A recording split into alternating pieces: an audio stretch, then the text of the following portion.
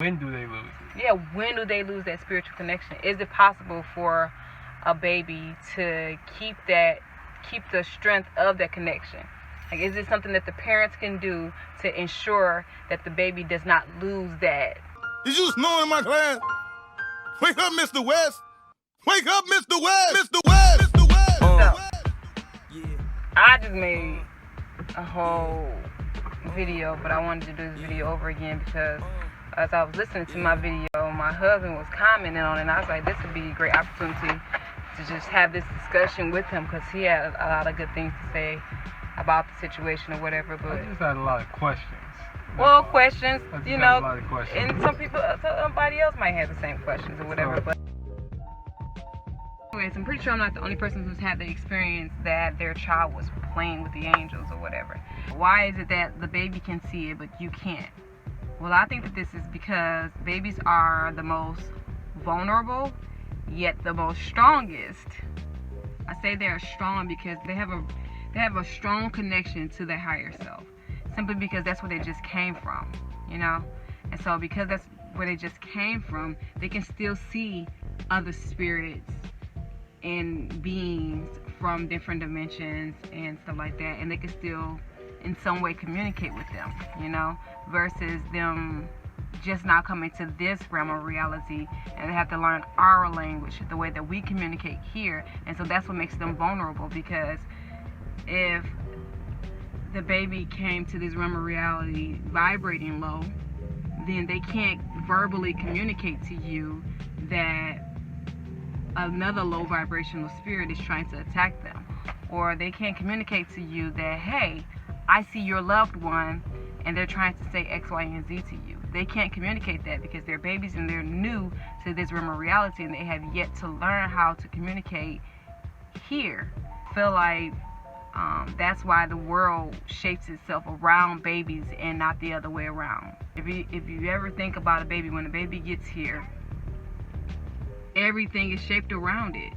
You start sleeping when it sleeps.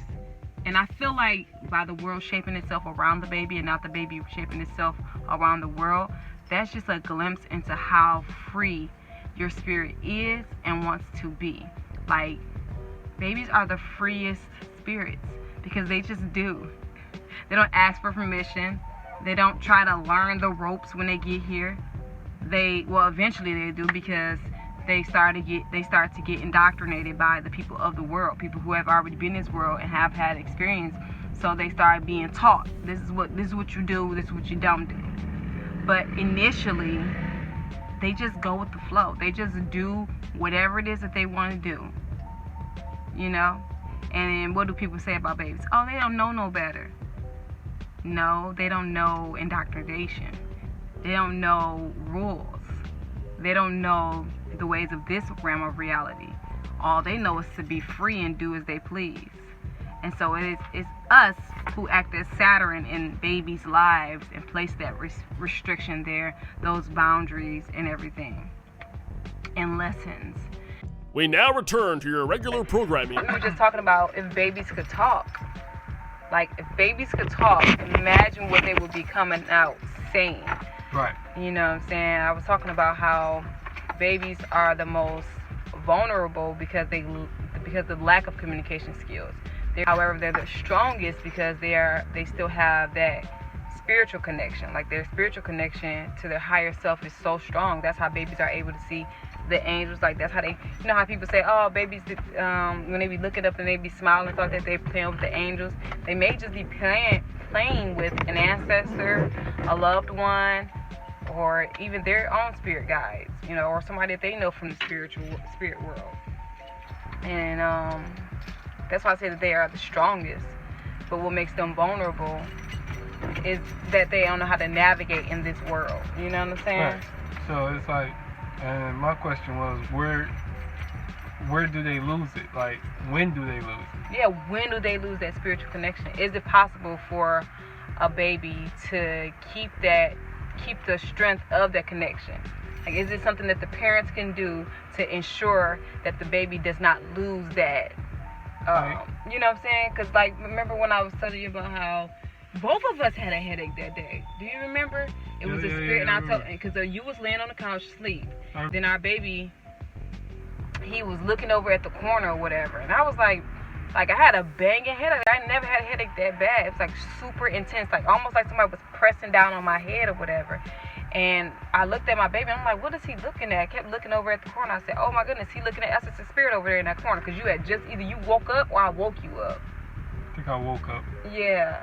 And I was like, it's a spirit over there in that corner, babe.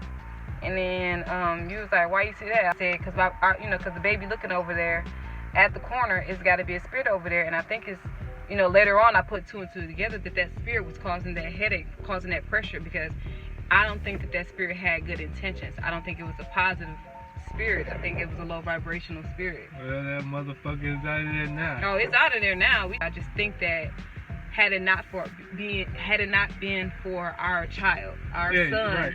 You identifying him, we would have known. But I feel like there were clues to tell us that the spirit was there, but they got ignored. You know what I'm saying? But my baby looking dead at the spirit, like he was just looking at it, and he was looking at it like this. You know? I know you from like looking at what's up? What's your intention? Right. What you want? You know what I'm saying? And had he not been staring at the spirit, and then me looking at my baby, and then looking, making that connection, who knows what measures we would have took. But it's kind of like, now it just leads me to the question, like, your memory, like, what just happens to that memory?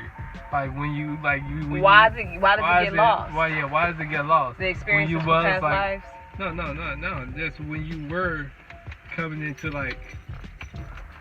jumping into, to become a baby, jumping into that that form. vessel. Yeah, okay. And then as you, in, your 1-year-old days, your 2-year-old days, and, with couple month days, why does those days get lost? Because you probably could recall, oh, I seen these people. Oh, that's a good question. I seen these people. I seen the spirit over there, or being. I seen that. I wonder why. I want to go back and look that up and see what that was. Why do you lose? Why do you lose that all the time? Oh, why do you lose those memories? Right, because I'm pretty sure those are So these memories right now, him right now. He don't remember. You learn the most. Yeah, it is the most impressionable stage. But it's in your subconscious though. So it's but it's like a bank there. It's a memory bank there. But how do you access that bank? Right. Is what you basically saying. That's so interesting. I feel like it's worth trying to get to the bottom of, because it can be so beneficial to a person to know where they came from, what they've been through, have those memories and stuff like that. We can take him out. You know what I'm saying? It will be, I'm pretty sure, for spiritual growth and everything. Because that's all that matters. All that matters is that you keep elevating spiritually. Because that's what's going to be left after you leave this vessel. After you leave this vessel, that's all that's left. It is your spirit. It just dawns on me that we don't remember none of that stuff. Like, what was you doing? But at the same time, was our parents knowledgeable enough about spirituality to even try to help us? No, but at the point you were, before you hopped into this baby form, you had some type of knowledge of the spiritual realm. That's true. Otherwise you wouldn't be able to see other spirits. Or otherwise you probably wouldn't have hopped into the human form. Exactly, that's true. You had to have some type of knowledge. So why? Little knowledge. Why does? Or that's a lot of knowledge. You had something. Something that you can bring back into this world with you, so you can decipher. Okay. I wonder what practices can you put in place for your child, for your babies, to keep reinforcing those memories. Yeah, I wonder why. What? Yeah. I wonder. But yeah, that's interesting. So to just kind of recap what we were discussing, we were saying that if babies could talk, they tell you what they were seeing. They can express those things about spirituality that they'll necessarily get taught to you, because it's a spiritual thing. It's not necessarily the most popular topic. It's not necessarily something that I don't know. It's just innate. It's just in you. And then they probably can pick up like on their strengths, spiritual wise, better. Growing up older, and you remember that, like, okay. I remember that I used to hear. Right, or him, like, I remember that I used to see people. I used to feel these vibes from people. And then you can just hone in on it, on that particular strength, build up that particular strength. Right. And know that's what it is. And you can also go for your weaknesses. But I feel like, you know, like you said, to build on it, I also feel like it doesn't go away either. Maybe the memory aspect of it, but that ability just doesn't go away. You start ignoring it. It's like your spirit always has it there. It's you who starts ignoring it. Right, but you're ignoring it, but it's like because you know what society tells you that it is. Right. But it's like for you to, but your memory gives you that insurance that you're not, you know, that you're not crazy or nothing like that. You're not making up nothing. That's why I'm saying like that memory plays a big key into what you experienced before. Memory, what, that you can do it?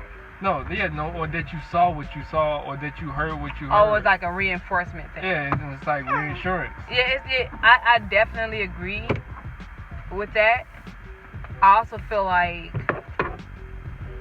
just because you don't have something to reassure it at the moment, you having another experience when you get older is enough assurance in itself. Right. You know what I'm saying? I keep on young. It's okay. Shit, whatever. But I feel like you know, that's kind of like me having the premonitions that I had.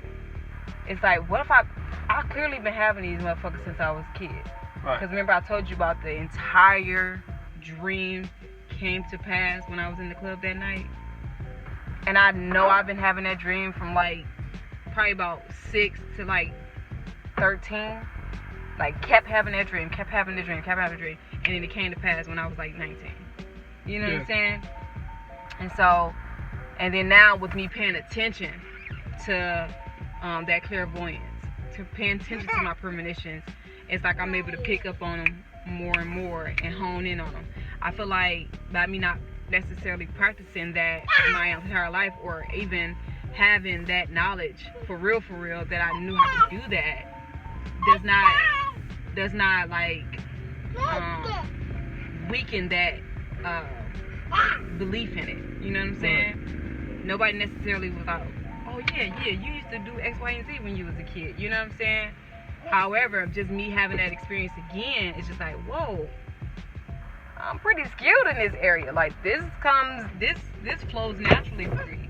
And I feel like it's gonna be the same thing for our kids. Like, you know, the things that they already possess as children and as babies is just gonna flow naturally for them, and that's gonna be enough assurance, you know, assurance in itself. Like, they don't have to necessarily have the memories of them doing it as kids to have that assurance. But it would be nice. It would be. It would be awesome. It would be freaking nice. It would be great. But So I think that's about it. I think so too. I think we both sleepy as hell too. I am sleepy, man. I mean, like, man. I mean, you know, we get up early every day. So. Yeah, we do. I feel like you're more relaxed than me. That's what I was trying to do. I was trying to put my seat down. Yeah. Whatever.